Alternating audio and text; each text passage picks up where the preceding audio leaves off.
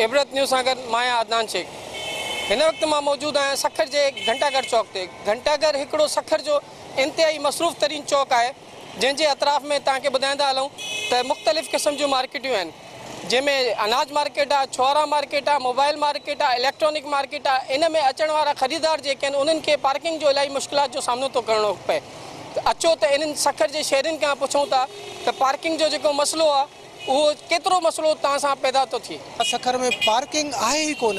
Parking न हुजण जे करे जेके वॾियुनि गाॾियुनि ते अचनि था, कारुनि ते पंहिंजे फैमिली सां गॾु, उहे परेशान आहिनि। ट्रैफिक वारा हिते रोड ते घंटाघर ते हे चौक आहे, सखर जो मेन चौक आहे। हिते वॾियुनि गाॾियुनि खे ट्रैफिक वारा बीहण कोन था ॾियनि, उहे परेशान आहिनि। उन्हनि जा ॿारड़ा परेशान आहिनि। गाॾियूं ॿाहिरि शहर खां बीहारे अचनि था, बंदर रोड ते बीहारे अचनि था, पंधु अचनि था हिते गर्मी में।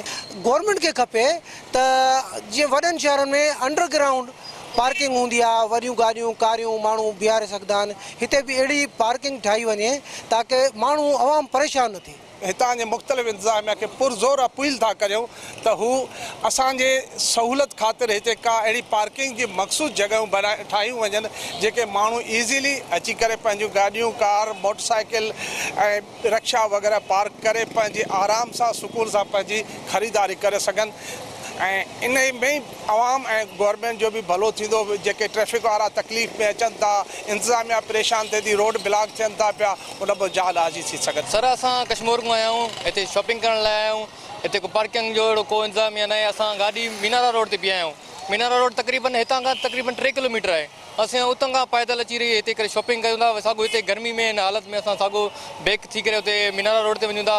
असां इंतिज़ामिया खे असां गुज़ारिश था कयूं त अहिड़ो को पार्किंग जो सिस्टम हिते अलो कयो वञे त असां हुन लाइ वॾी महिरबानी साबित कयूं। शहरनि जो मुतालिबो इहो आहे त पार्किंग प्लाज़ा ठाहियो वञे त हुननि जी गाॾी सेफ हुजे, त हो आराम सां हितां अचनि, शॉपिंग कनि ऐं हितां पंहिंजे घर